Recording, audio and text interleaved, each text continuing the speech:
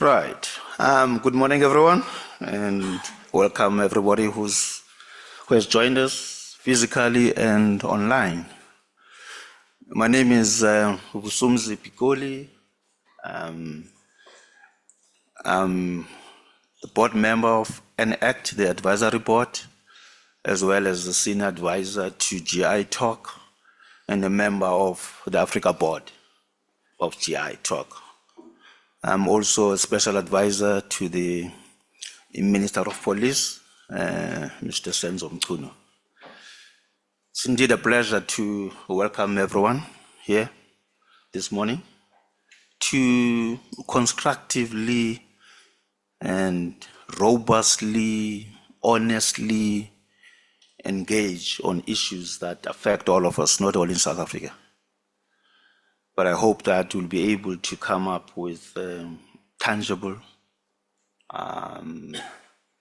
recommendations that can be taken forward as we grapple with this scourge.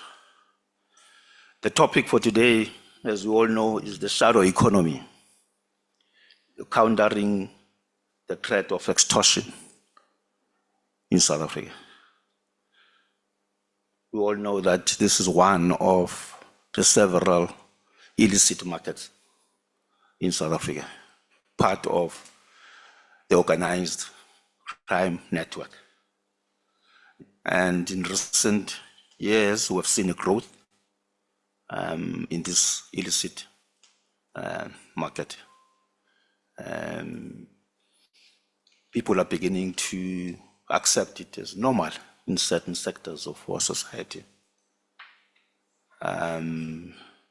Everybody is concerned about the state intervention because everybody is affected, from a vendor in a street corner, an employee who goes to work on a daily basis has got to pay some form of tax, which is not imposed by the state. Therefore, it means we're having parallel economies operating in this country and perhaps in other countries as well, something which can never be tolerated.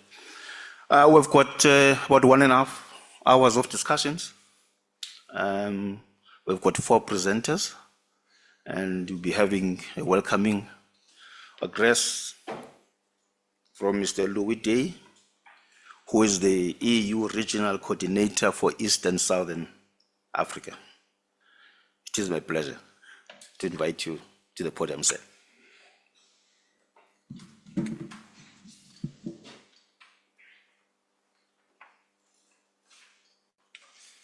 Oops.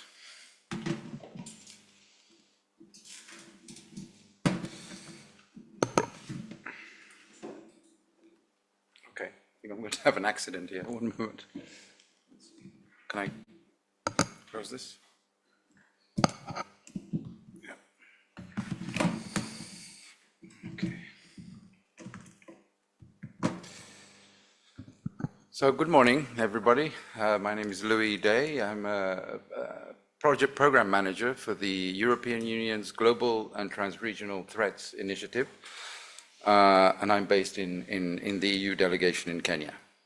So it's my great pleasure to welcome you to this discussion on combating extortion in South Africa, and it's hosted by the EU-funded ENACT project, which comprises a partnership of the Institute of Security Studies, Interpol, and the Global Initiative on Transnational Organized Crime. We're based here.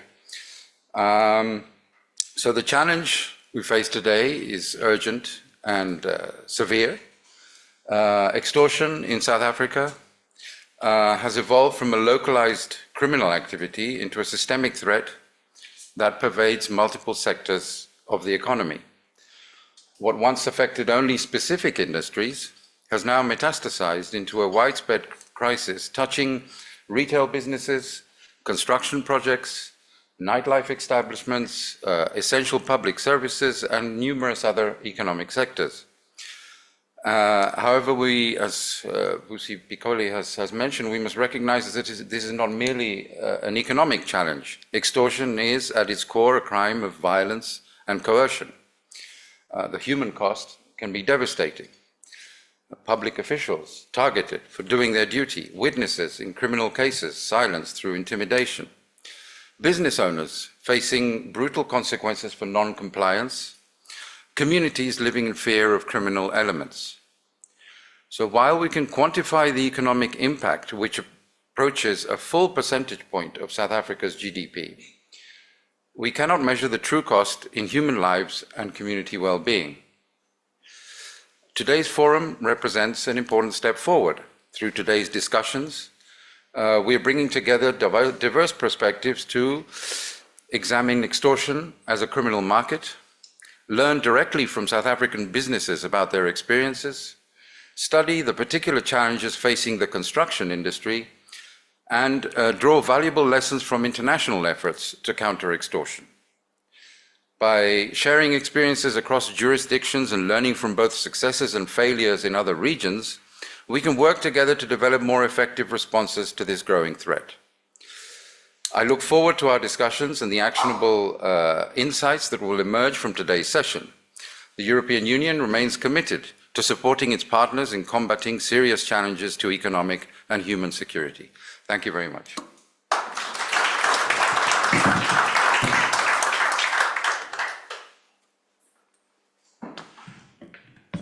Sure.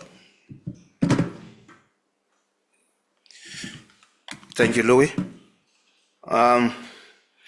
Before I call on the distinguished panelists, let me just remind you that the Chatham House rules do not apply. This is a public event which is being, beamed on YouTube and other platforms. So you have been warned. Say what you can say anyway and defend it anyway, because we're dealing with a real scourge. And then also, at the end, we ask all of you, those online, to fill in a questionnaire in terms of the evaluation of our engagement. And those in the room also, you'll see that there are forms that will be happy, as a feedback as to whether you found this quite useful. Not so long ago, we were all shocked, and this was in January 2024, when the rainwater executive was shot dead in a public event at the beginning of this year. It was a public event attended by school children and teachers. Soon thereafter, we had also Wendy Klopper being killed as she was signing in, at the construction site, the city official. And I'm happy to welcome also SAPS being part of this conversation, officials from the city, from Business Against Crime, and all other NGOs who are part of this discussion. Because we're dealing with a very, very serious topic that presents a threat to the rule of law. It presents a threat to economic growth and obviously deters investments in the country. Let me just introduce our esteemed panel. On my immediate left, we've got Ms. Jenny Iris Koboshiani. Jenny, I'll read what has been given to me. Jenny is a senior expert at GI Talk with an extensive history of working on crime and policing matters. She is the author of the following reports: Extortion or Transformation, a question. The Construction Mafia in South Africa, The Shadow Economy, Uncovering Cape Town's Extortion Networks, and yet another piece of work and calling the shots, the strong arm of extortion in Gauteng. Jenny will set the scene by describing extortion and how it functions as a criminal market. Over to you, Jenny. Thanks, Vusi.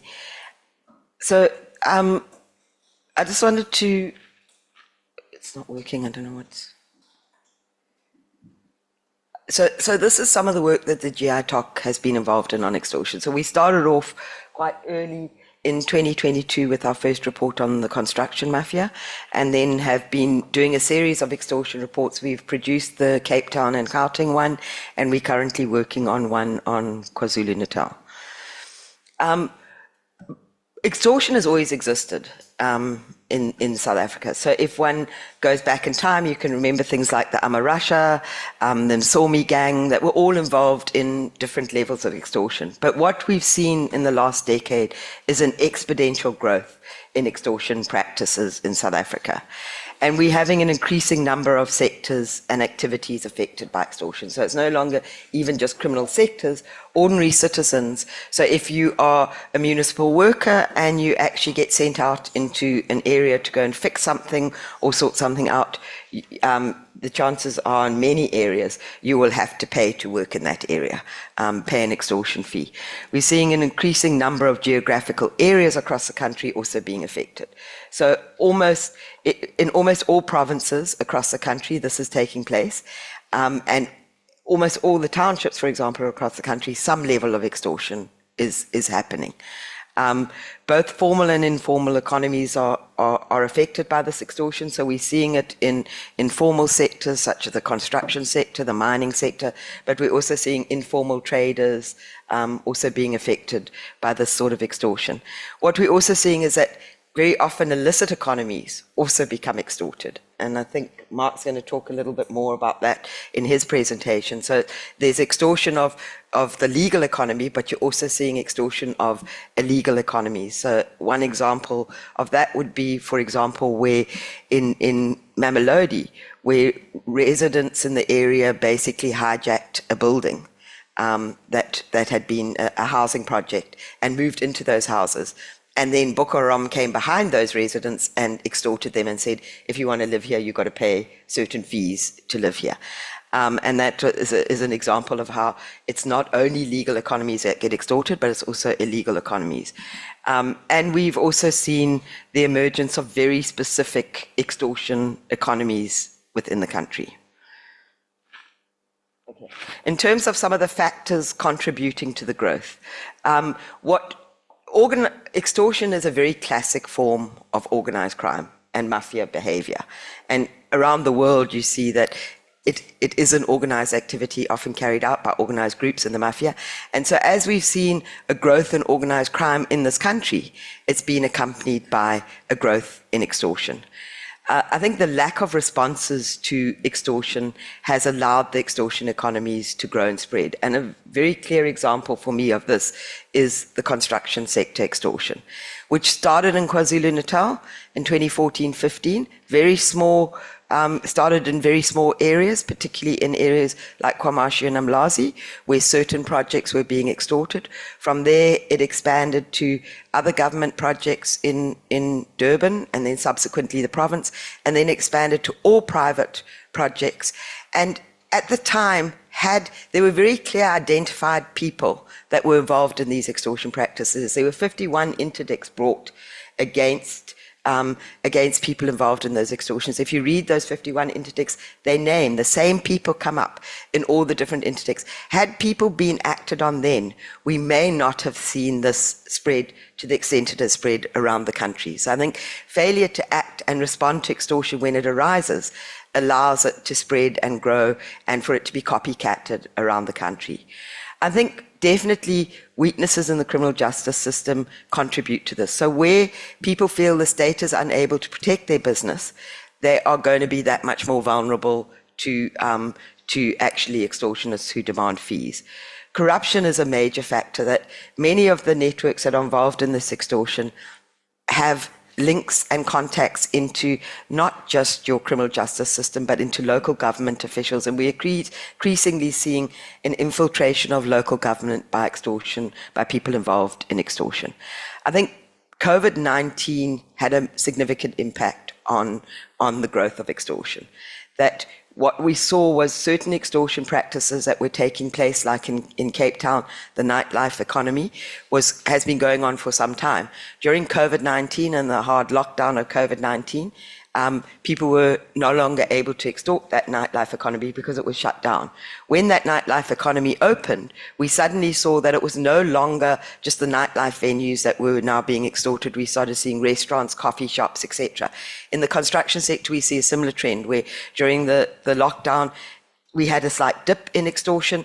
Post-lockdown, we saw the extortionists coming back with a vengeance. Similarly, in local townships, we see a similar trend emerging where post-COVID, extortion practices started to spiral. I think one of the things about extortion is that it's a learned practice. So very often what happens is inter-organization learnings amongst criminal groups means that we see this practice spreading and expanding as they hone their skills or they share their skills with different people. So, and again, the construction sector is a very classic example of that, where it started in KwaZulu-Natal and it then started to mushroom as people started to adapt the same tactics, or in the case of the Western Cape, where people already had some experience, where your gang etc., already had some experience of extortion. They adopted the construction mafia model and adapted it based on their lessons. I think another factor that we are increasingly seeing is that perpetrators of extortion see extortion as a relatively low-risk operation. So we're seeing a movement of certain people in Alexandra Township, for example. Some of the groups involved in the extortion, some of the gangs involved in extortion have been involved in hijacking. In the construction sector, certainly here in the Western Cape, we see some of the people involved in the extortion economies have very strong historical gang links, etc. And we're seeing in some areas like in Khayelitsha and in Mamelodi, links between people involved in extortion and cash and transit heist robberies, for example. And one of the things for people involved in some of those other crimes, particularly your cash and transit, your hijacking, is that when you go out and you commit a cash and transit heist robbery, you know you're going out, you're going to face an armed private security company, and possibly a very strong police response. And there's a chance that you could get killed.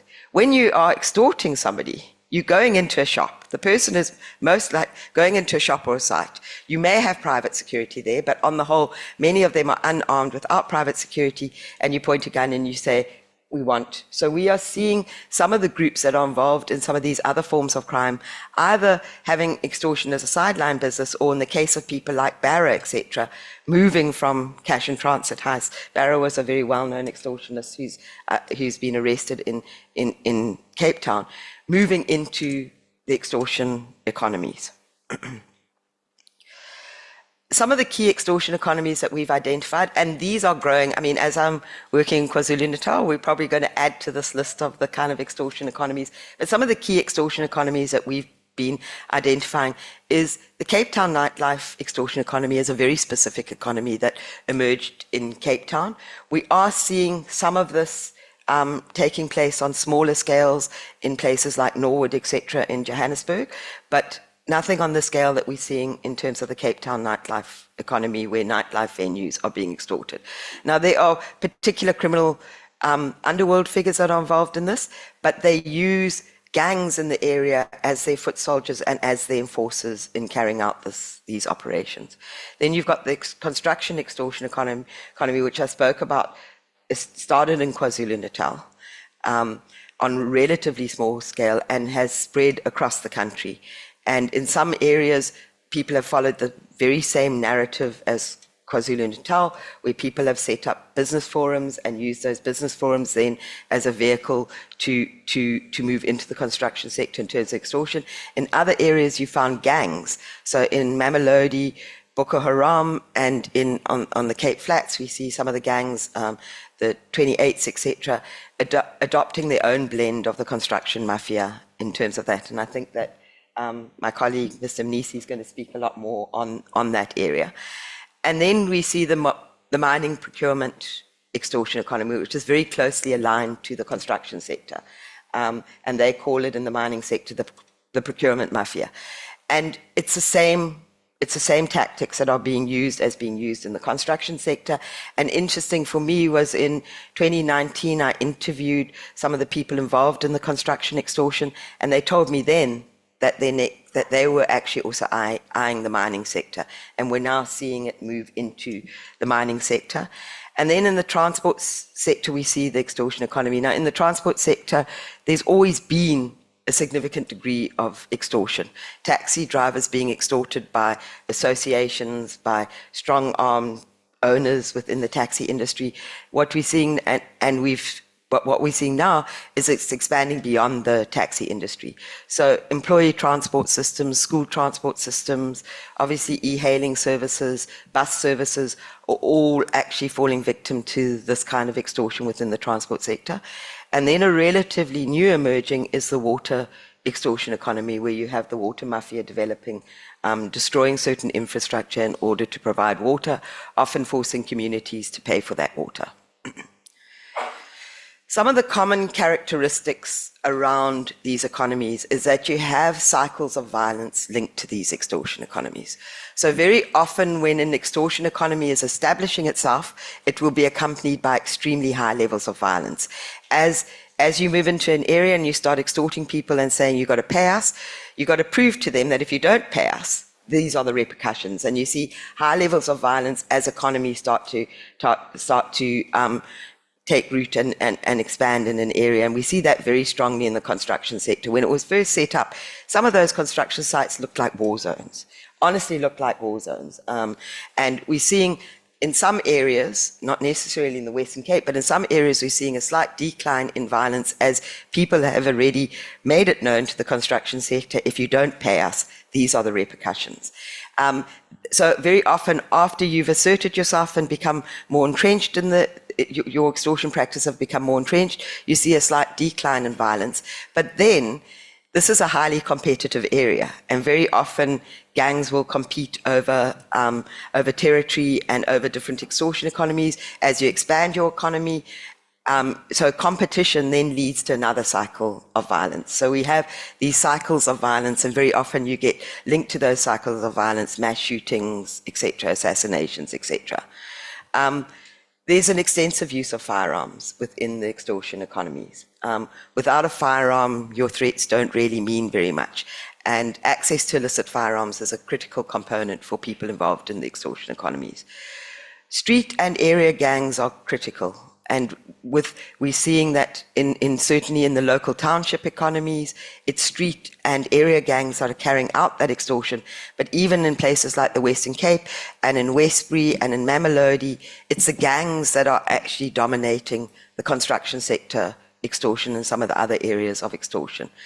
They have links to other criminal activities. I've spoken about the links with cash and transit heists, hijackings, etc. So in a place like Alex, a lot of the gangs involved in the extortion, local economy extortion, are people that were carrying out hijacking on behalf of bosses who live in the hostels in Alex, and they are now turning increasingly to extortion. They're still involved in hijacking at some level, but they are increasingly turning to extortion practices. So there are these strong links. You very often see their links, obviously, as gangs get involved, their links between the drug trade and the extortion economy. So the extortion economy does link into a broader criminal economies. And one of the things for me which is quite striking is how quickly these economies have become entrenched and normalized. So the construction sector has become entrenched and normalized over a very short space of time.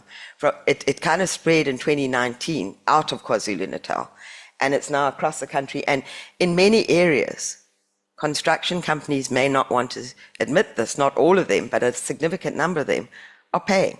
They're just paying because it's easier and because they're not martyrs.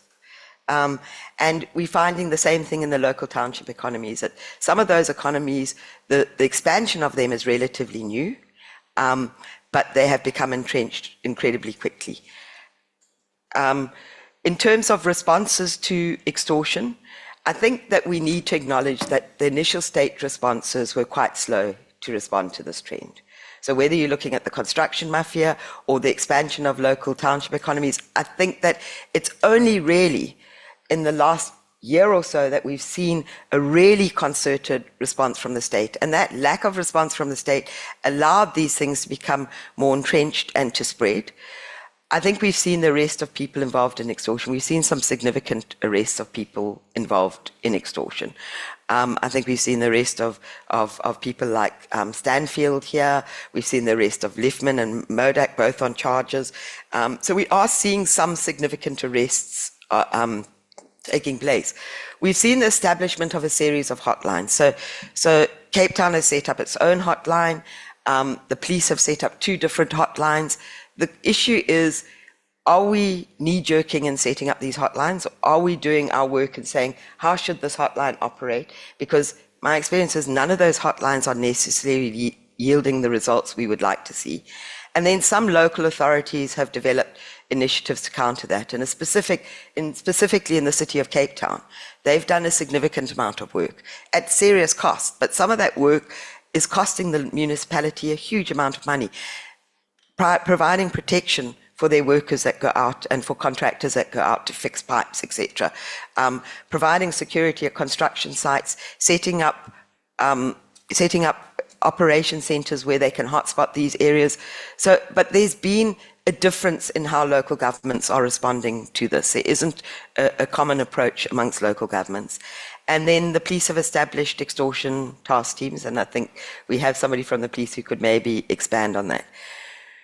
Just in terms of, from my perspective, I think there are a couple of things that we need to look at in terms of dealing with this. The first is a data collection system. Despite the fact that extortion has grown at the level it has in South Africa, what we don't have is very accurate extortion. Even speaking about one particular sector, like when I was in KwaZulu-Natal, I was speaking to the MEC for Public Works there, who's taken a very firm stance on extortion on Monday. And I was asking, what data do you have on how many projects are affected? How many projects have been stopped? We don't have accurate data on that. And that data becomes critically important. It can provide early warning systems for us. It can also help us shape our policy responses. And I think there's a serious lack, and we need to look at data collection systems. And I think Mark will talk about experiences elsewhere in the world. The other is reporting and early warning systems. So we have these hotlines, but are they working effectively? And what would be a better approach? And have we developed early warning systems to say extortion is now spreading to this area? Because it's a lot easier to deal with an extortion economy when it's first establishing itself than when it becomes normalized and entrenched. I think we need to improve our criminal justice response and reporting. Very often extortion crimes are reported as intimidation, carrying illicit firearm, public violence. We need to be having a more comprehensive approach to how we report this and how we are prosecuting these. I think we need to address gangs and firearms. If we're going to deal with extortion, we need to link it to how we're addressing gangs and extortion. I think we need to start looking at building community resilience, and I think that Mark's going to talk about some of the international examples, but there are some very good international examples of how do you build community resilience to this. I mean, we've spoken about the Adios Pesos initiative, which took place in Italy, which some countries in Latin America have slightly adapted, which brought together business, government, local communities in terms of being able to develop a more comprehensive strategy to this. And then I think we need to have proactive responses. Very often you'll hear a response from the police saying, but nobody reported the extortion to us. But if you know in Alexandra Township and at the Alexandra Mall in Johannesburg, that on a Friday, every Friday, they come and they collect extortion from not only the informal traders, but the traders at the Alex Mall. You know they're collecting every Friday. They're collecting it open. If you know that the nightlife economy in Cape Town, they're going there during the day. They're sitting and telling the owners, do this and this and this. I think we don't always have to wait for reporting. If our information is accurate and we can get a better handle on information and how these extortion economies are working, we can have more proactive responses instead of saying, unless we get a report, we can't respond. Thanks very much.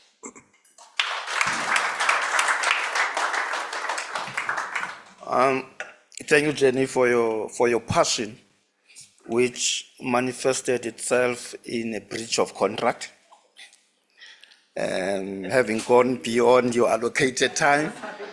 But we appreciate this enthusiasm, this passion of engaging, to find solutions to the problems that we've identified.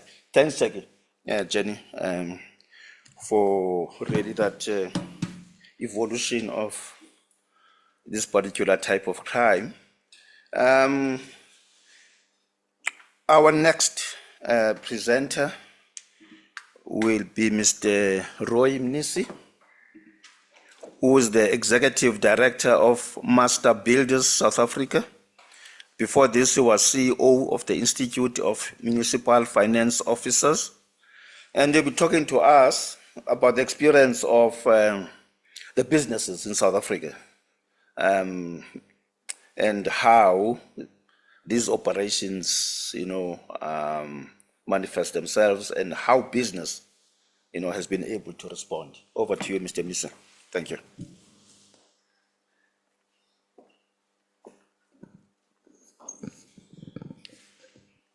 I think I'm the shortest.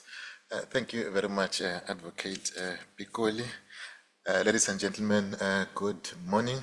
It's a good thing that we're not in a government gathering where one has to observe protocol and mention so many names. So safe to say that thank you very much to ENACT for inviting us to be part of this August event. When I received the invitation to come and be part of this discussion from Jenny, I looked at my diary and realized that it's very much packed. I've got 2 committee meetings happening today. But I said to myself, I've got to honor this invitation. And not because what I'm going to share with you is something that you do not know already, or that I've got a solution to it, but I just thought we need to keep talking against this thing so that we don't have a situation where we end up believing that it's normal because it's happening, and we end up accepting that it's something that we have got to live with. This is something that we do not have to live with. It's abnormal. It's not normal in a normal society. So I've already been introduced by Advocate. I'll not introduce myself. I will, however, introduce the organization that I'm coming from. I am from Master Builders South Africa. We call it MBSA. It's not Mercedes-Benz South Africa. It's Master Builders South Africa. We are a federation of employers with plus minus 4,000 construction companies belonging to Master Builders Association in different parts of the country, including one that we have here in the Western Cape. So I've prepared a presentation. It will be a short one because Jenny covered some of the things that are covered in my presentation. I'll be specifically focusing on the construction sector because that's the sector that I understand and know very well and have right-hand experience with this illegal site invasion. You call it extortionist, construction mafia, and so forth. So I prepared a short presentation. I'm not sure if it's loaded here. I see Jenny's presentation is still here. Just assist me quickly. Oh, next, like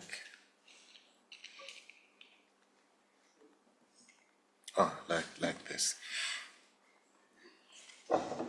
Okay. So as I was saying, I'll be discussing this with you from the perspective of the construction sector.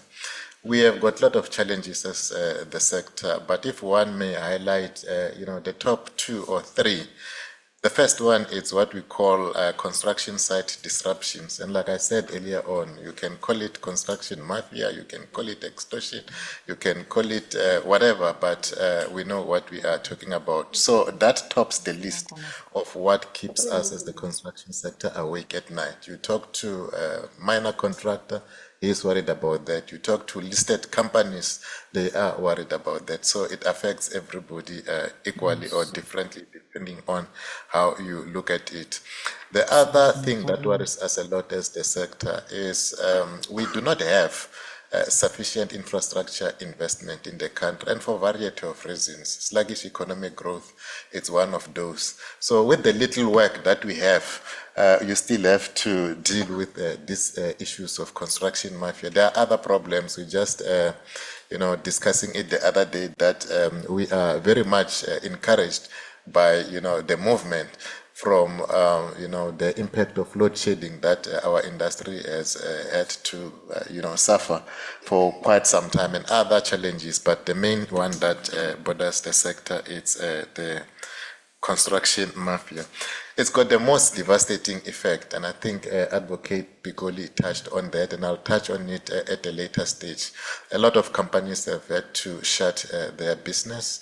A lot of people lost their jobs. A lot of companies and professionals, some of them left our countries and went to work in other countries, more especially highly skilled professionals like engineers. So those are some of the devastating effects of the construction sector.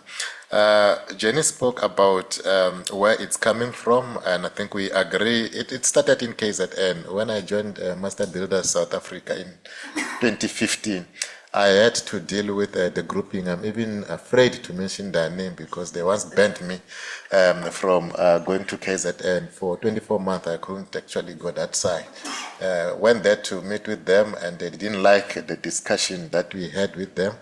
And it spread to other, provinces like your Western Cape, your Eastern Cape, your Mpumalanga, and as we're speaking now, it's actually happening everywhere. When it started, these people focused on your mega projects like your roads, your dams, and other bigger infrastructure, but it has gone to lower levels of a project like your ordinary, home building. We've got a couple of them happening, for example, in Gauteng with the residential estates, where they get in there and demand whatever kind of demands that they can make. So those are the levels at which it's now manifesting itself. It's no longer a bigger project, it's any project actually at any level. So I'll share with you the lived experience of normal construction business. The 30% demand, that's the popular one. That's the one that, everybody likes to ask. Sometimes they ask for subcontracting. In some instances, you get those that can do a little bit of some work. In some instances, they ask for subcontracting in areas that they cannot do. And worse, they ask for subcontracting on something that is not part of the project. For example, they will come and say, look, we'll provide you with security. And go like, I don't need security here. I'm not a security company. I'm simply building. So those are some of the things. I mean, they'll provide you with catering, and you go like, but no, I don't need that. But they insist that you have got to take that, and if you don't, then they revert to just give us 30%, and that's it. So that's what is happening, and it just goes like that. But mostly it goes to extortion, because if they try all other things, it doesn't work. They end up extorting money or any form of payment that they think can work for them. Their favorite one as well, it's intimidation. They'll tell you that we're giving you 2 days to go out and sort out, sort out 1, 2, 3 demands. And if you don't do that, we are going to harm your employees, or we are going to block you from accessing your construction site. Assault as well has been very much popular. A lot of contractors, employers or employees, so to speak, have been assaulted To a certain extent, some have been killed. I'm sure you have read about incidents of people losing their life. I mean, of late, I just didn't want to put it on the slide. There's a gentleman that has just been killed in Gauteng, where I come from. They also damage property, your construction vehicles, the building itself, your earth-moving equipment, depending on the nature of the project that you have. The vandalism is one of those, and work stoppages as well. So they'll go like, no one will work here up until you give us what we want. We're not going to assault you. We're not going to kill you. We're not murderers. We just want money. And up until you give us money, you will not be able to carry out the project. So those are some of the things that we have got to contend with. And one need to also ask, I mean, how did we get to this point? As a country, and I think Jenny covered some of it. Our socio-economic reasons, unemployment, slow pace of transformation, and other, socio-economic challenges that we are facing as the country. We are a country that our economy is not growing very fast or not very well. We've got a lot of people that are not employed, have got nowhere to go, and some of them, unfortunately, resort to this kind of violence. Poor law enforcement in the beginning. I think we had an opportunity to nip it in the bud, if I may put it that way, when it started. But we do not believe, as the construction sector, that the government was up, to the task to make sure that they prevented it, and that resulted in it spreading very quickly to other parts of the country and spreading to other sectors of the economy, as Jenny has indicated.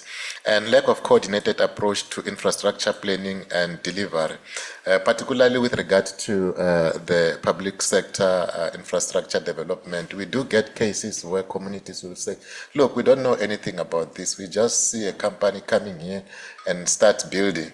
And that is why we are up in arms. We want to understand what is going on. So we do believe that with a coordinated approach to project planning, execution, and so forth, we are going to solve some of these problems. I will deal quickly with the impact on South African construction business. As I've indicated earlier, many had to close their businesses. Some contractors lost their lives, loss of employment, particularly construction workers, loss and erosion of highly skilled personnel. We were looking at this, I think it was last year, working with the associations that register engineers, and the stats that they gave us were very much shocking. People going to New Zealand, Australia, and other parts of the country, other parts of the world, particularly the engineers. So I'm sure they can share that if you ask them to do that. It adversely affects economic growth. It discourages infrastructure investment, both locally and internationally. And I think that's what Advocate has highlighted earlier on. What needs to be done? Jenny covered this point very well. We emphasizing law enforcement. We do believe as the sector that our law enforcement is not up to the task. We really appreciate and encouraged by the current leadership, particularly Minister Dean McPherson, the new Minister of Police as well, Advocate, I think is doing very well in terms of assisting us. But this problem has been long entrenched.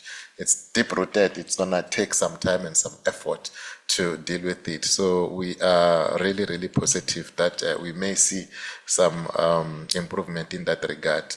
Adequate engagement, I've spoken about that, engagement at the local level, local communities, businesses, and the government as well. I think we need to keep discussing this and finding common ways of dealing with this, and I believe that if we include everybody, we're likely to isolate the criminals and be able to deal with them as such. Clear infrastructure procurement reforms. There are so many things that are happening. You'll remember when this 30% came, it came as a result of misinterpretation of the public procurement regulations. And even now, we still battle, our contractors are battling with this localization. What does it mean? If you are anywhere in the country, if you get a job in Gauteng, does it mean you are not local? If you get a job in Hermanus, for example, does it mean you're not local? Those are some of the things that we're battling with, and we believe it doesn't mean that Because if it meant that, it will mean that if you are based here, you can only contract here, you can't go anywhere else. So those are the things that I think we need to be looking at. There must be political will to address this scourge, advocate. I believe that if we have political will, we can solve certain amount of these problems, not all of it, but to a certain extent we can win portion of that. And we'll need to learn from other countries. After COVID, there are many countries that have identified infrastructure development as one of the ways of rebuilding their economies, and they are doing very well. Surely we're not unique. We're not the only one with socio-economic problems. I'm sure we can learn from them and do something. Advocate, I didn't want you to stand up. I thought I will be able to finish. Okay, thanks very much, ladies and gentlemen. I really appreciate the opportunity.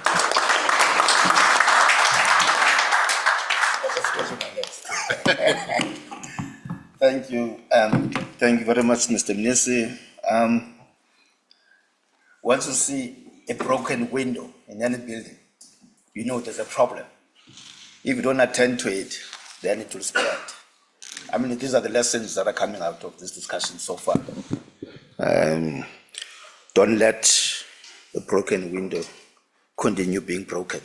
Have it mended as soon as possible. Thank you very much, Mr. Mnisi. Now, we're going to have Mr. Sintebele Makara from an attorney's firm called Cliff Decker and Hofmeyer. This is a pro bono service. Lawyers are known for charging according to the number of spoken words and written words. Mr. Makara is responsible for mediation in his firm. He is a qualified mediator and specializes in the sectors of construction, engineering, mining, and transport. He'll be describing the emergence of the so-called construction mafia. He's not afraid to call it what it is. How they operate and what approaches can be taken towards them. Over to you, sir. Thank you. Hello, everyone.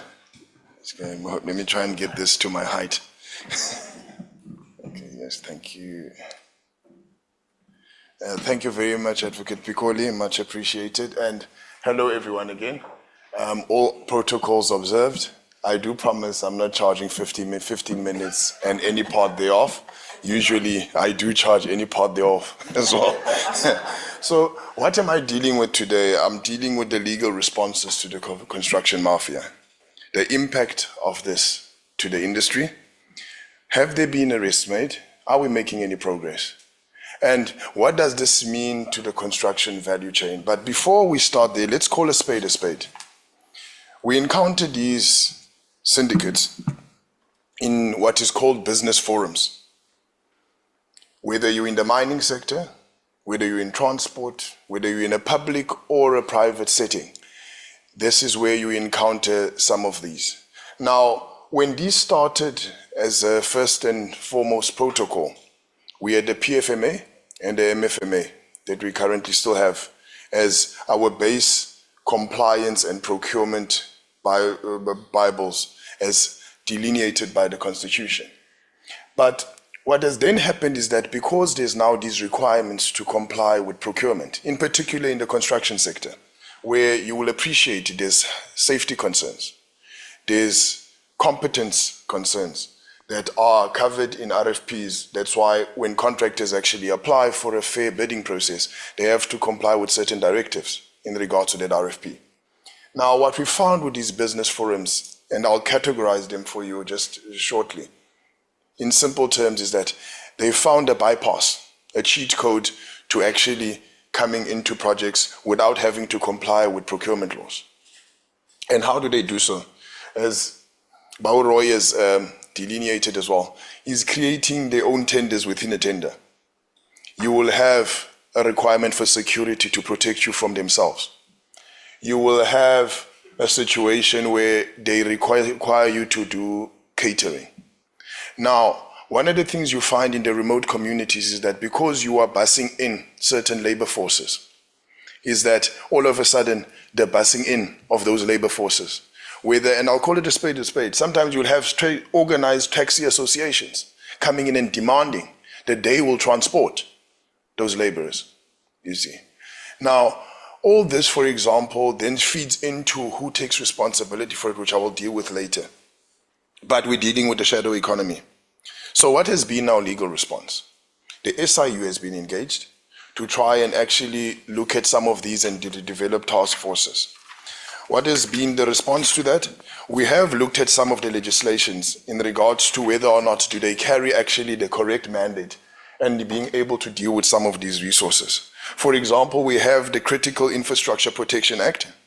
We have the National Infrastructure Plan. We have also developed task teams, and obviously our president has addressed some of these issues. The reports we get from the minister, there's been a number of arrests. And the reality of it is that this is one of those problems that we have as a country that doesn't necessarily only can be solved with a legal solution. There's a socio-economic impact solution as well that keeps coming up. For example, in the mining sector, you will find that your local communities, besides demanding employment, you find also that community being used by certain actors within the business forums to be able to put the necessary pressure. Now, what does that mean? It means that then also the stakeholders within those sectors start getting impacted. And when I say stakeholder, you're talking about not just your local COCTA, which is your regional COCTA offices, or the municipality, or your ward councillor. You need all these players to be in. Now, it doesn't help going to the SAPS at times, because as delineated by Jenny, for example, is that you'll find a situation where it's isolated crimes that if you look at the bigger picture, it is extortion, where you are arresting someone for an unlawful firearm, you are arresting someone for assault, you are arresting someone for intimidation, but when you look at the big picture, then you understand how organized this is. Now, how does this impact us? Well, first and foremost, the integrity of the construction value chain gets compromised.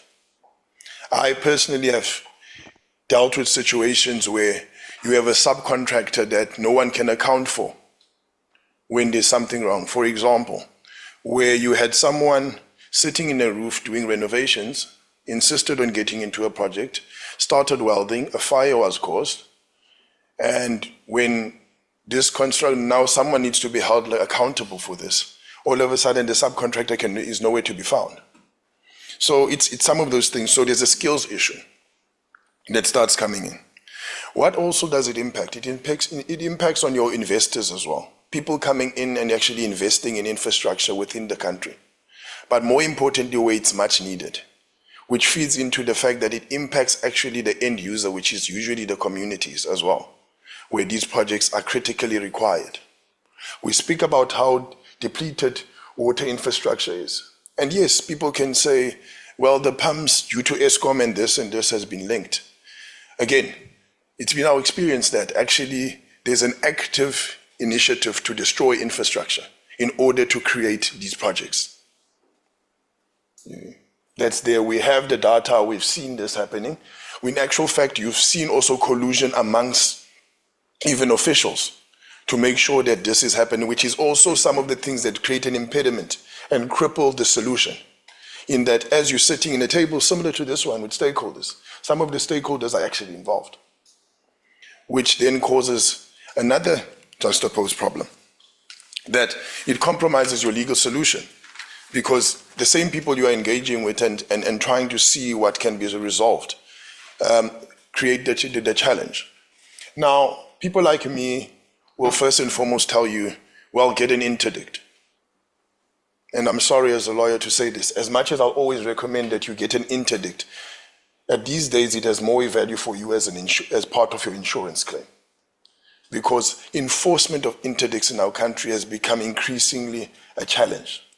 And why uniquely it's so difficult in this specific problem is that you struggle to identify the people to interdict. And it's a revolving chain of people, unfortunately. And the problem also is that you ask, what's the legal solution? We have whistleblower protection in South Africa, but similar to interdicts, how well is it being dealt with? Because you need someone to report the crime. But the problem being that we don't have a situation at this point in time where witnesses have confidence that it will work, that they will be protected, they will be shielded. And it doesn't help the situation, and I must commend our government to a certain degree that as much as there is protection to whistleblowers, there's various other factors that come into play that makes communities have lack of confidence in the mechanisms, because you get the media informing you of the isolated incidents of witnesses or whistleblowers having actually been murdered, assassinated. I'm not sure what the right term is, but I would think assassination would be the most apt for this occasion. Now, what this does is that it creates a situation where you lose witnesses on a daily basis. For even interdicts, nobody wants to tell you what's actually happening on the ground. And the problem with that being is that it then hampers the whole value chain, because when you try and generate a solution, one of the first things the SAPS will ask you, but bring me the people. Tell me who it is. Now, the problem is that the people look like me and you. And when I say me and you, is that the person you are saying that must tell what Sintibali is doing in a specific community is Sintibali that's sitting with him, is a neighbor. These extortioners are not very far removed than us. For example, in my Sandton office or in my Cape Town office here, where I'm sitting in a bubble, they're sitting with them in the Guguletus of this world. They're sitting with them in the Alexes of this world, in the Sowetos of this world. We've recently, as last month, had a sad story in Mthatha. And that's why I don't want to limit this to just the construction sector per se, but the whole value chain, where principals in high schools are being extorted, where we have doctors saying, I'm closing my practice, this community clearly doesn't need my service. This is what has been fed to this. But enough of the doom and gloom. What's the solution? Now, the solution requires us to talk about this first. Unfortunately, it always starts with a conversation. And the conversation needs to have the right people on the table. The right people starts with the SAPS and asking them what do they need for this. And as Bao Roy has said, unfortunately, all of this without political will is not going to happen. That's the first thing. It will require money to be pumped in it. Unfortunately, as we've seen, in order for these things to work, it needs government to work with the private sector to try and curb this. What has been the biggest mistake in my experience is from the first time you get that first letter and request from a business forum for a meeting. And because business people being business people and wanting to get on with the job, they entertain this invitation. Well, maybe it's a good idea to call me first immediately when that happens. But if not me, it starts there to start documenting. And we need to then reach what I always say to clients, for example, is that you develop a construction crisis plan with regards to whom deals with these correspondences when they come in and who will deal with them, where there's no separation between the party dealing with it and stakeholders. And as I've said before, your stakeholders will require even your local ward councillor, the person on the ground, because more often than not, those people actually know who the actors are. Now, on the issue of arrest, it becomes a challenge because it's a very tricky situation to try and get this specific crime, to get the kind of accountability it requires and sentencing it requires from a criminal procedure process. Because in an isolated incident, as I've said before, it's extortion. On another one, it's unlawful carrying of a firearm. It's a bit of assault here and there. Now, when did we see this before? Well, besides the movies, you'll see of the times of Al Capone, John Gotti and whatnot. America had this problem once upon a time. Not very similar to this, but very similar at the same time. And they had to develop a law called RICO for this. And it's maybe some time that we need to start understanding that, do we have something equivalent in South Africa, which my view is that we don't. And maybe the lesson learned would be, at that point in time when we're looking at this in a global perspective, from the lieutenant that goes and collects the money, to the person sitting probably in his Eiffel Tower, having all these people executing, you need to have some form of a RICO legislation working on it to be able to capture the whole value chain of this. Because it's not just the fact that you're dealing with it from a construction sector perspective. When you talk to people at Transnet, they'll tell you, Sintibali, you don't even understand how many times we are fixing the railway line. And it keeps getting destroyed because people need their trucks on the road. You don't understand how as ESCOM, how many times we have to go put in copper cables. You're thinking most of these cables are being taken to be sold. No. They are being taken so that the person can get the contract to protect that cable. You see? So it's all these things. The problem is already known.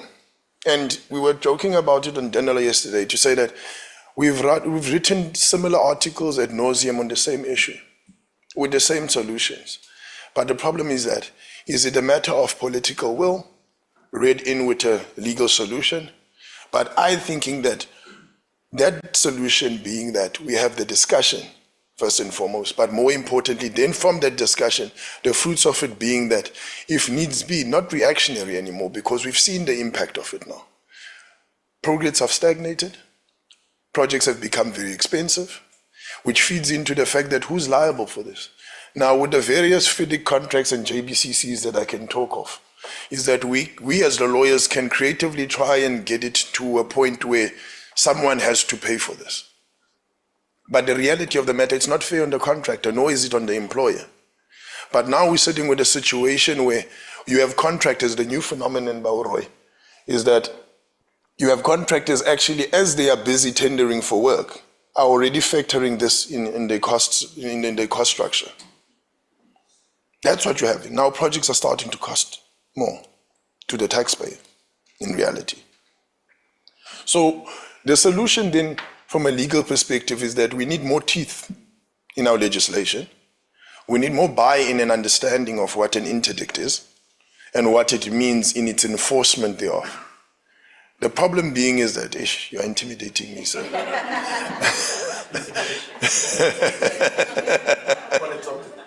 Yeah, that you sit with a situation that the solution lies in you being able to engage with stakeholders, but more importantly, them understanding what powers they have within themselves to be able to enforce. Because it's all good and well identifying the person, but the consequence management has been the challenge. Thank you.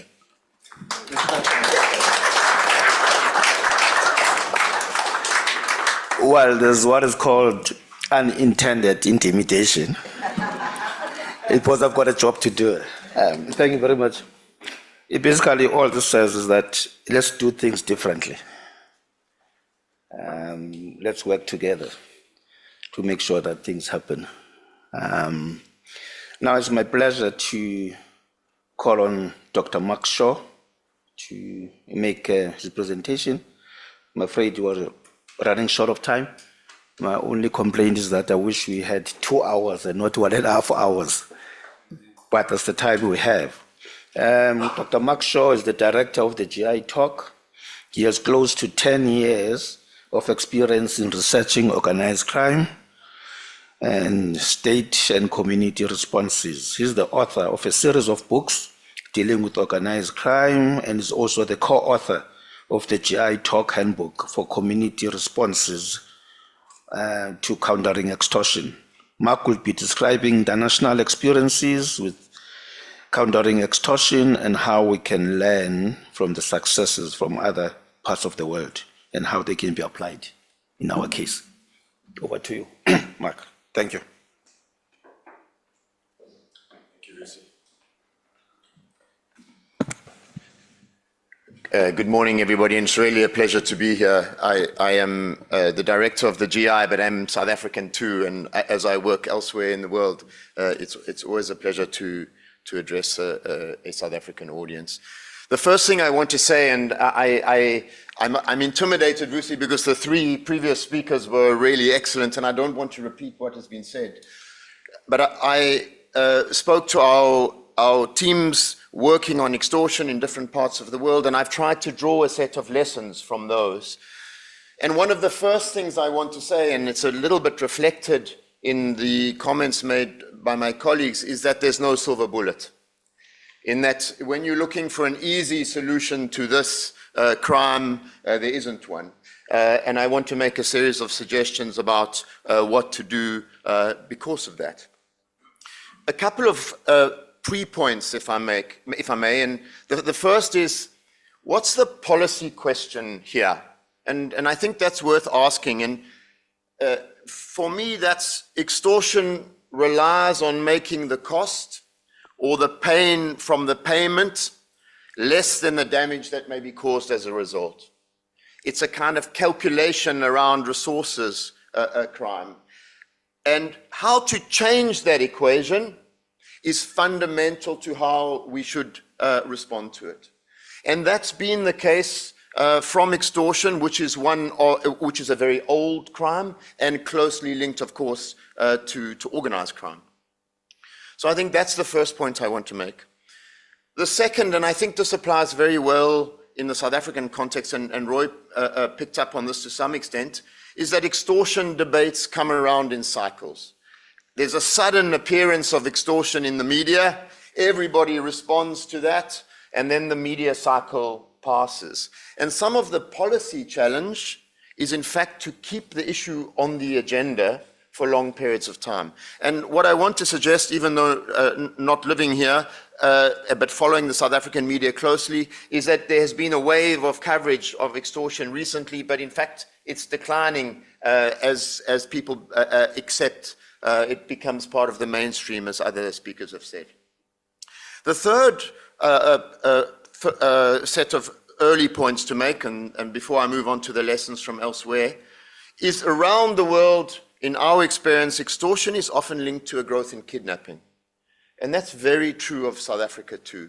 Why that is the case is often related to the similarities between the crime, the demanding of money, the payment to return somebody to their family or community or business, and carried out by similar groups, often armed and organized in particular ways. I'm not sure of the connections in South Africa, but South Africa follows exactly the same pattern of societies elsewhere in that regard. So what should we do? I think there's 5 sets of lessons from experience in responding to extortion elsewhere, and I'll go through each of those before Vusi the bouncer gets up. I hope I'm in time. First, reporting and data. I'm going to state the obvious, but I think it's really worth repeating some of the points to bring the debate together. Reporting lines don't bring in as many complainants as you want. Full stop. Anywhere in the world, people don't phone them, or not enough people phone them. And what is often required, in addition to the reporting lines, is an approach that fosters and provides support to a complainant from the beginning, talking to people who will have to give evidence. And that may be often about different forms of community support, rather than a single anonymous call, which then develops into a particular process. And it requires encouragement from communities, including business communities, small business associations, and the like. Jenny made this point, but I think it's very, very important that reporting lines on their own are not enough to bring and support complainants in these crimes. Secondly, under the rubric of the data point, official data is never a reflection of the problem. I think all 3 speakers have already made that point, and nor will people simply come forward to lay a charge. The police, in almost all cases where extortion occurs, are mistrusted. People don't want to report their cases to the police, and in almost all places where extortion takes place, police are often connected to the extorters. There are, of course, reflections of that here also in South Africa. Importantly, data emerges from discussion and engagement. And this, I think this, the colleagues on the panel have in different ways emphasized this, the importance actually of talking around the problem and making it public, and talking publicly. It's very important in some ways that this meeting isn't held under Chatham House rules. We are exposing and talking around a problem publicly. And so data, in a qualitative sense, emerges from discussion and engagement rather than reporting of data in a formal sense. But what's required in that process of qualitative engagement is to identify hotspots and to attempt to act preventively. And we need to think in the long term, international experience suggests, to collect and collate over a period of time and use that data proactively in a preventative way. Lack of reporting of data, the opposite or the other side of the coin, does not mean that extortion has disappeared. And I think the experience from extortion elsewhere, and it's important for us as civil society, along with others active in the area, is to, again, emphasize and keep the problem public. It's one of the reasons that we have been trying to publish an ongoing series of reports and analysis around the problem. The bringing of sunlight, the bringing of debate, the bringing of open debate is actually a solution in itself over the longer term, and I think that's important to understand. The second point, before the bouncer gets up, so I'm rushing through the points, is the regulations and laws that have been used elsewhere to respond to extortion. The first of those, and I think that applies also in South Africa, is more effective regulation of the private security industry. There hasn't been a lot of discussion on that in the extortion debate, but often there's a grey area that certainly applies to the extortion economy in the Cape Town city centre, where private security groups are involved under the auspices of legitimate business.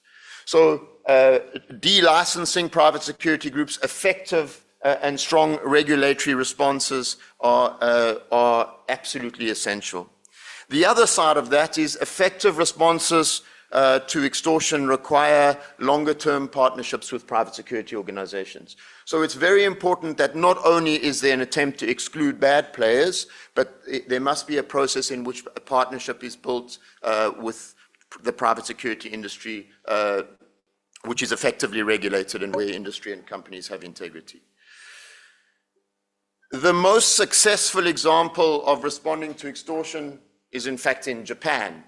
But Japan took a radical approach, which I don't think we can take in South Africa, but I put it on the table. And that was simply the criminalization of the payment of extortion. I suspect that that's very challenging in this context, simply because the state is unable to respond effectively. But the criminalization of extortion payments effectively ended a very active and targeted extortion economy. How the state communicates its regulations, I think is key. And I don't want to get into the 30% payment because other speakers have covered it very well. But the most challenging cases of extortion from the experience that we have, civil society partners and others, is where some political legitimacy is brought to the case of extortion. And I think this is the context in South Africa, at least in the construction mafia. And what's required, say our colleagues who have been involved, is again this issue of communication and communication from the state.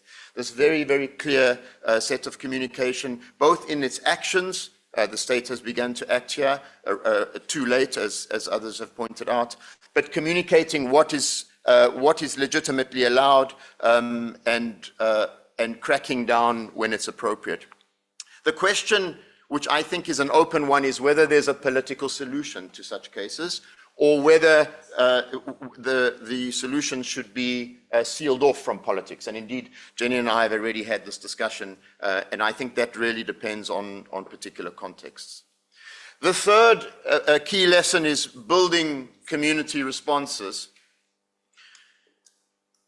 What our work suggests is that communities with a very strong sense of organization and leadership are much less susceptible to extortion, particularly at the lower level. So we're not talking about the construction mafia necessarily. Extortion often appears in weaker and fragmented environments, and that's very, very important. Extortion appears when there's not leadership in communities and where there's often some contestation. So critical to respond to extortion, particularly at the lower level, is to strengthen local forms of community organization. That seems like a soft response, but in fact it's a key response going forward, and the role of local government is crucial in that. Open discussions about personal experiences fostered by civil society is very important. Again, it seems like a soft response, but the idea that people should talk about their experiences, whether as individuals, small-scale entrepreneurs, construction companies, and talk publicly, if that can be arranged, is key to bring about collaborative and collective action amongst participants. Mental health and counseling support is a key intervention, one that is often overlooked. The stresses that are brought on people being extorted is severe, and the solutions that are provided often ignore this entirely. So again, I think we need to be thinking, at least from the experience of elsewhere, of thinking more broadly about what can be done. And that counseling and support is key, not only generally, but in particular when people are prepared to report, testify, act as witnesses. Wider community responses then, at least from our experience, are much more effective than militarized responses over time. And I think South Africa has a long tradition of community activism and response, and this is what I think, if we are going to solve the problem in combination with law enforcement action, where we need to look. So those effective community building and responses, which is a function of civil society, community leaders, churches, and others, needs the support of law enforcement.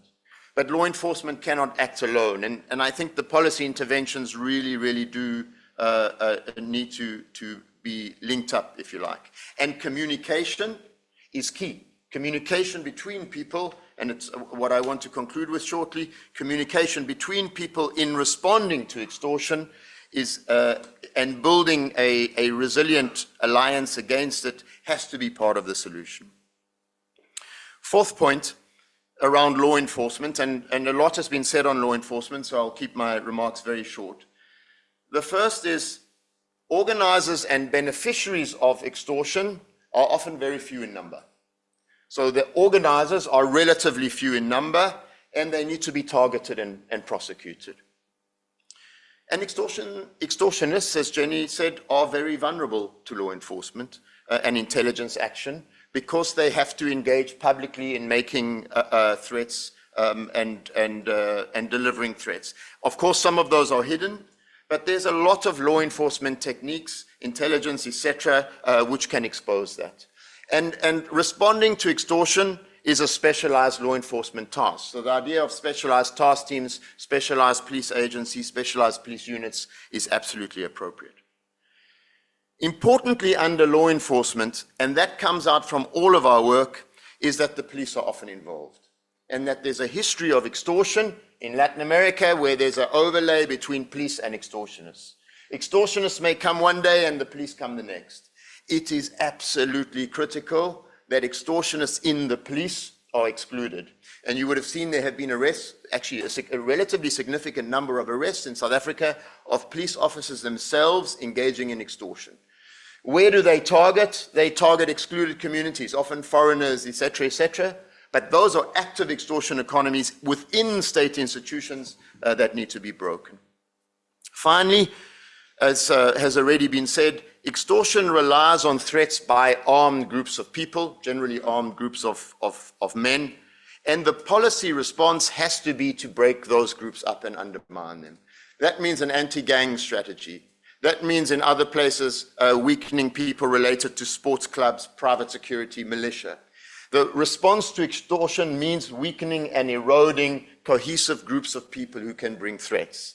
And I don't see, or there hasn't been that much discussion around those kinds of interventions, some of them preventative, resilience building, community related, that undermines the instrument of the threat. Final point I want to make, and that's around coordination and the sustainability of responses. It's already been said that law enforcement isn't enough. Law enforcement is essential, but it's not enough. An effective response to extortion, I think from our experience, means bringing together a variety of actors over a long period of time to demonstrate resilience, to bring information to the table, to keep the discussion going, and those responses must be built to be sustained. That means collecting data and showing that data and presenting that data regularly. It means the police talking to communities, communities talking to business, business talking to the police, and it means creating platforms for that to continue over longer periods of time. To emphasize the point, this is not a short-term response. And unless we do that, we will engage every so often, maybe every 2 years or every year, in a discussion like this, which talks about extortion as a new and serious problem that we must counteract, when the opposite is required, is to keep it on the agenda by having a series of permanent and sustainable discussions and data collection efforts to respond to the problem. Thank you, Vusi.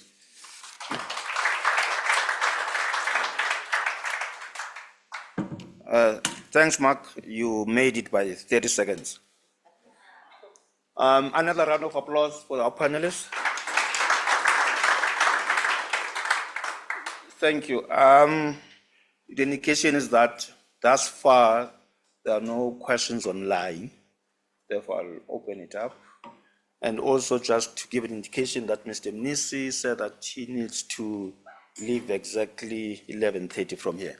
So when you see him standing up, you'll understand that he has got to rush, hoping that will be done by then. But just one small issue from my side. Just an analysis of whether we've got an effective implementation of the Prevention of Organized Crime Act. It's very critical for this discussion. Poker, do we understand it? Are we applying it as it should be applied? It will also address the questions of corruption within the law enforcement agencies and prosecution services. It talks about, multidisciplinary approach, where you have at the center, crime intelligence, where you enhance the capacity of our detectives. Let me open it up. Yes, sir. Thank you. Sorry. Thank you. Please just introduce yourself so that everybody else knows. My name is Irvin Kinnis, and I'm with UCT Center for Criminology. Thanks. To Jenny, thank you for your presentation, and thank you to everyone for their presentations. Short issue, responses to extortionists on the part of the state. I'd like you to respond to the fact that what we're seeing on the part of the police and their responses are that they're killing the extortionists. They're not arresting them. I'd like you to comment on that, because I think that's an important thing. It follows a pattern in Latin America. We're going there, and we now suddenly have this extortion combating teams, this new animal. And it's the same police officer. A good lawyer will investigate those police officers. And they're going to come short in the longer term. So I'd like you to comment on that. And then to Mr. Mnisi, thank you for your presentation. In business, you have business intelligence systems, and you have business units that work with your partners. The opportunity for you to start looking at, when you accept contracts, to do a predictive analysis of the threats and risks of that particular community or the sites that you're going to go into, and then link with the state agencies, particularly if you know there's possibilities for extortion. I'd like you to comment on that, if you don't mind. And then Mark, just lastly, sorry, I was going to come to you and to suggest that there is the prevention of the PRECA Act that one can look at, and the POCA Act. And I don't think it's impossible to use those particular acts. And I'd also like you to comment on it. And then last, Mark, this thing about the community. Councillors are involved in this extortion racket, and in a big way. It's not in the, so I'd like you also to talk about that, if you don't mind. Thanks. Thanks, Prof. That number of questions. Okay. Any other takers? Kenneth, do you have something in mind? Oh. Anybody else?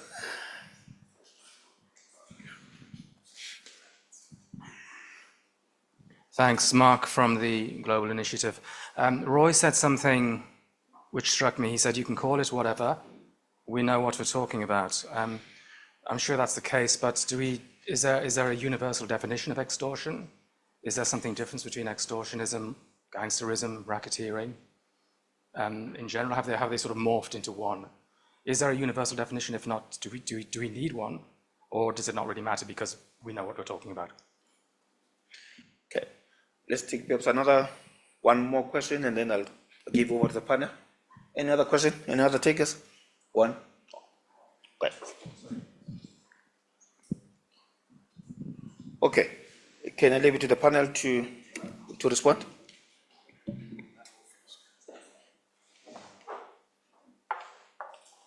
So in terms of responding to Ern's questions about the killings, I think one of the problems, and I don't think it's just in relation to the extortion economies, is that, first of all, international experience shows that force met with force just ups the game. So the criminals up their game. No one is denying that there are cases in South Africa where police officers are confronted with having to shoot because they will be killed themselves. There are those cases, definitely, and particularly when one looks at like a cash and transit heist in progress robbery. I'm talking about in progress, where you are confronted with cash and transit heist people who are going to shoot you if you don't shoot them. But I think my concern is not just at the level of, is it the right thing to be shooting suspects rather than taking them to court? That is one issue. But it's also about, if one looks, for example, at some of these extortion economies, and particularly where you have gangs involved, the foot soldiers are the people that very often are getting shot. But they are actually part of a bigger network, which is controlled by a bigger person. And very often when you get those shootings occurring, it's the foot soldiers that are getting killed, and you don't get then the information on who is at the top, and you're not able to deal with the crime effectively. And those foot soldiers in South Africa can be replaced very easily. I mean, that's one of the things about South Africa, is that we have that criminal organizations have the ability to use foot soldiers, and they can be replaced. But I think the concern for me is where you have kind of random shootings and they're not justifiable, as I say, because there are instances where it's completely justifiable for the police, like in a cash and transit heist robbery. But if they are taking out the foot soldiers, we're never going to get to the top of who is running these syndicates. Thanks.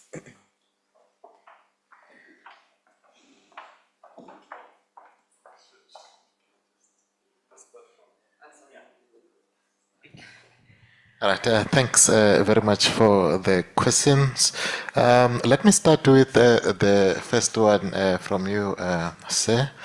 The business intelligence. It is there. It is always there. The nature of the work is that for each and every project you embark upon what we call project risk analysis, you have your mitigation measures and so forth. It does work. It's supposed to be working in a normal environment, but in a situation that we are dealing with, you already know that something will happen, and you put systems in place to deal with that. But that system in place, it will never be adequate to deal with them. I'll give an example. Some years ago, when one of the shopping centers in Gauteng was done, it was done by, one of what you'll call established, construction company. They do all that, speak to the community, everybody that's supposed to be involved is involved, and you sign off thinking that you are done. You get other groupings coming from other places that you didn't even think it will happen that way.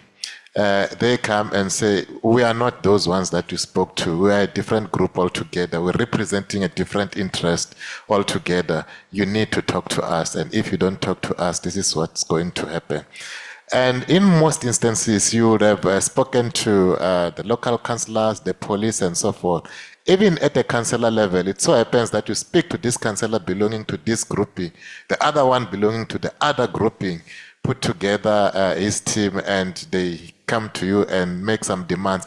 Even in rural areas, I was speaking to Jenny yesterday and said the trend in the rural areas where you have got indunas, you go there, you speak to the local chief or induna, you think you sorted out, these are your risks. Somebody says, no, but the chief is my father, his legitimate son. I'm entitled to a certain percentage of this as well. I want it. The uncle comes the other day. So it just go on and on and on and on. But to cut the story short, the risk assessment and project risk management is always there. If it was not there, it will be even worse, because look at the bigger companies that have got resources and people to analyze this kind of risk. They are not immune to this. Their projects are being attacked as well. Then the last question was around extortion, what it is, what do we call this? I was just reluctant to, call it construction mafia, but, the common word that we use is construction mafia. And one of the hallmarks of, the characteristics of that, it's extortion to say, you have to pay me by force, not that I've done something for you or pay me for value. You pay me because if you don't pay me, something will happen to you and I'll harm you or I will destroy your property. That's extortion. So it's one of the ways in which this manifests itself. It's one of the ways that is being used, because when there's harm, you are likely to pay because you want to protect your asset, you want to protect your employees and so forth. Thank you. Thank you very much. Done. Okay, thank you. Maybe let me start with the first one. It was asked to Mr. Mnisi about the business reaction to try and curb extortion. One of the things that we do now in many of these RFPs is that many employers factor in the RFP about 30% community contracts within your value chain, where they say you have to subcontract 30%. So these are some of the measures that you're starting to find in a lot of these government-driven tenders as well, in which to try and prevent a situation where any of the community local businesses come in and say that they were never given an opportunity or empowered to be able to contribute and be able to participate in the project value chain. Now, to speak about whether or not do we in South Africa have a keen legislation to what we've seen, for example, with RICO, the simple answer is yes, we do. But where I become cynical about it is that it becomes a typical story of we are very good at making very effective legislations. But the understanding and the drawback of actually taking the time to educate on these legislations is where we have a problem. And what I've discovered many a times is that when you talk to contractors and employers, which you would think are sophisticated engineers that should know these things, for example, in the construction context, is that many of them don't understand that PRECA is obligatory. That PRECA obligation provisions are obligatory, they have to report. They think it's an opt-in, opt-out.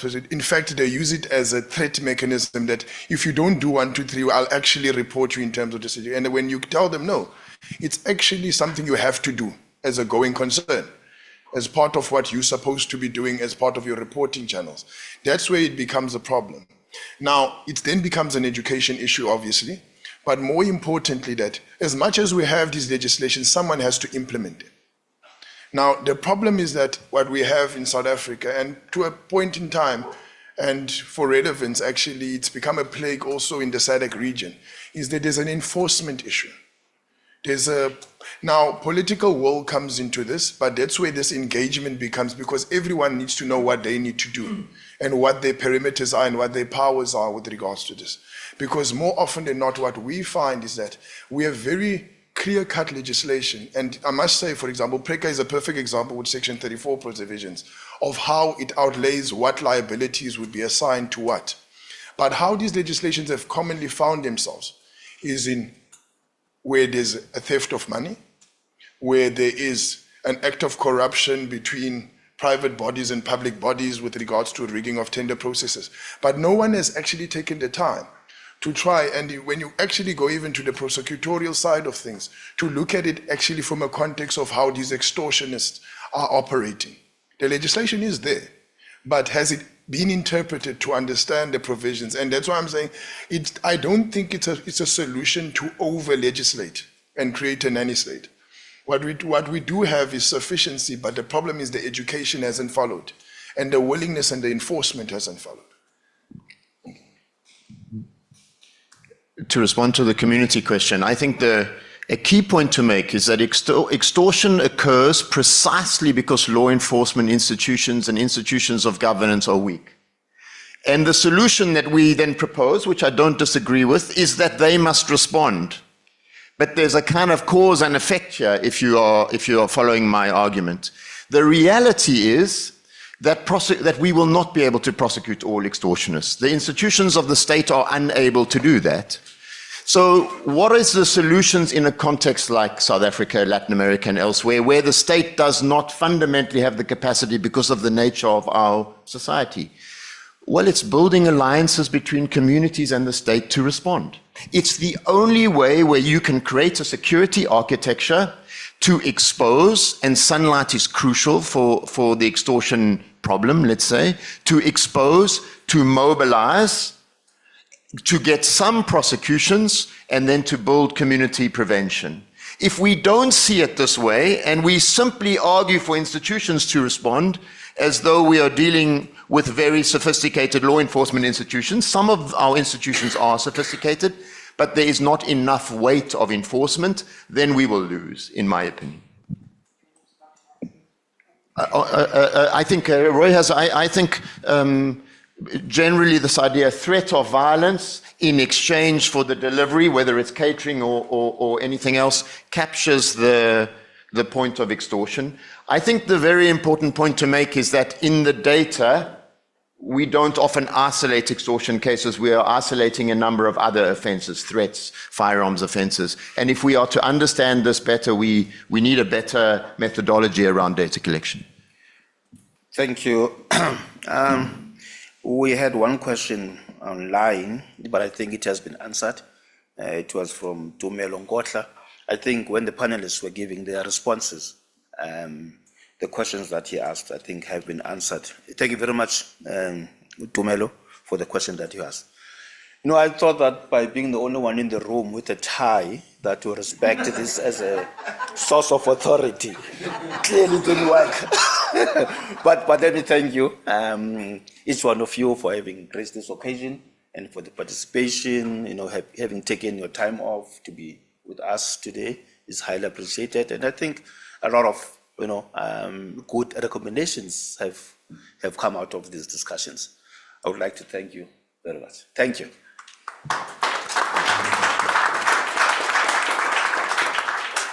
Please don't forget to fill in the forms on the desk, please. Thank you.